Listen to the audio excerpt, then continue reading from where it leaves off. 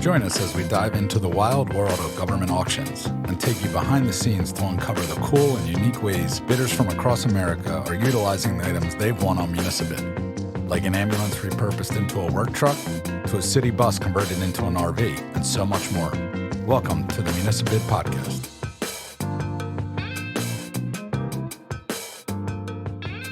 Hi there, folks. Greg Barry here, back at it again with another episode of the Municibid Podcast. Thanks for tuning in. Last week, we had a chat with Officer Michael Kirshner about the nitty-gritty of being a cop and some wild pursuit stories that'll surely make your head spin. This week, I thought we'd dive into what sets police cars apart from civilian versions and the good, the bad, and the ugly of owning a retired cop car. So picture this. These cars, after putting in their time keeping the street safe, get a second shot at life as a civilian ride. And get this, anyone can snag one, just like any other car at an auction. But here's the million-dollar question. Should you buy a retired police car? So let's dive in, as there's a lot to unpack here. These cars come with some pretty sweet modifications, but they've also got their fair share of potential headaches, like higher maintenance costs. So if you're on the fence about whether a retired police car is your dream ride, allow me to break it down for you. First things first. One of the biggest perks of buying a retired police car is the price tag. These cars are often sold at a serious discount compared to similar vehicles that haven't seen a day of police work. It's like scoring a sweet deal on a car that's built like a tank. But hold your horses. These cars are sold as is, so you better do your homework before placing your bids. Another thing to keep in mind is the type of police car you're buying. Police chiefs and detective cars usually don't see as much action as patrol cars, which can rack up wear and tear very quickly. If you're looking at a patrol car, just know that it might have seen a decade's worth of use in just a few years, especially if it was cruising the main streets of a big city. And don't be surprised if the driver's seat looks like it's been through the ringer. Those utility belts can do a number on the upholstery. But here's the thing, police cars are built to last. They've got high-quality parts, top-notch brakes, shocks, fuel lines, suspensions, the works. Just keep in mind that when it's time to replace those parts, you might need to break open the piggy bank because they're heavy duty. And let's not forget those beefy engines made for high-speed chases. Plus, these cars are rated safer than a lot of other rides out there. So even though you might be spending a little extra at the pump due to lower fuel economy, you're getting a vehicle that's built to tackle anything life throws its way. Another great thing about police cars, they're usually very well maintained.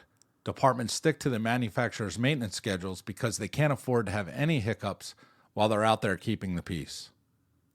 Now, let's talk about modifications. Some of the mods you'll find in police cars are pretty sweet, like upgraded engines, suspensions, and power systems. And since the center console is usually taken up by radio and computer systems, most police cars have a column shift, which is a feature you can't always find on the civilian versions.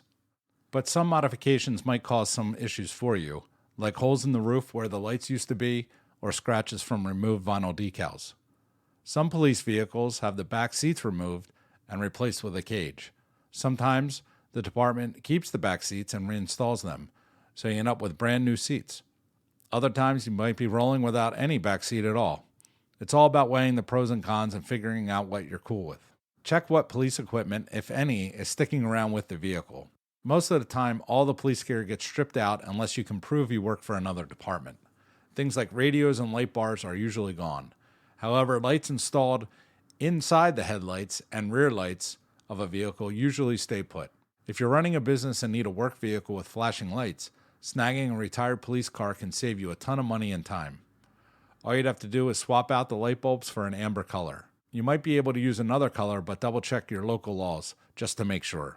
Gene Irvin, fleet supervisor at Springfield Township, Pennsylvania, told us it can take 2 guys 2 to 3 full days to outfit a new police vehicle with all the bells and whistles because they have to take the car completely apart to set up all the wiring. One thing to keep in mind is that police cars are worked like mules. They often rack up crazy amount of miles and idle hours, which can do a number on the engines and other parts.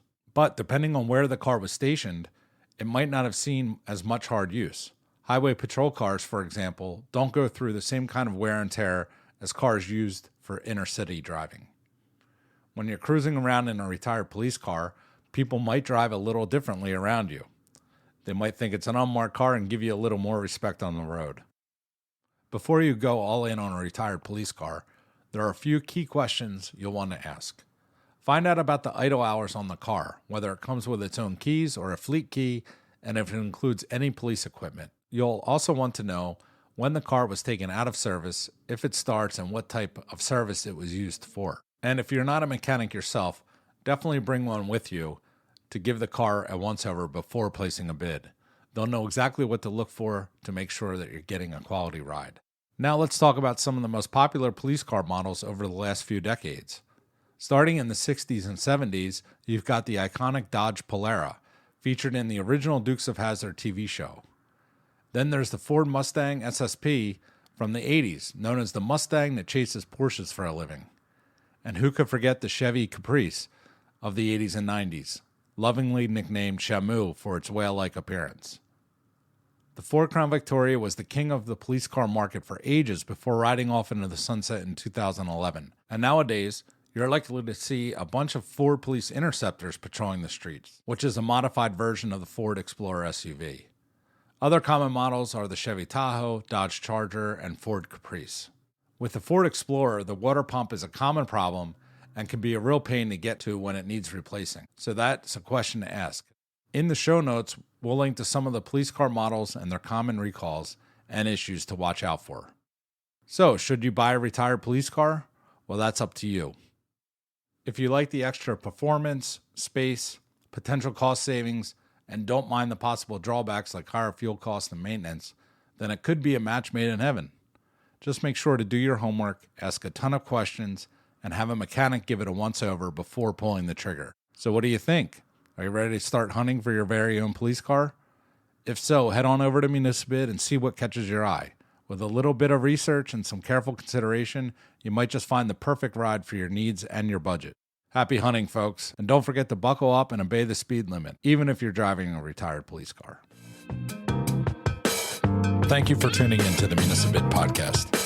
If you'd like to learn more about the world of government surplus, be sure to subscribe to this podcast wherever you listen to your podcasts.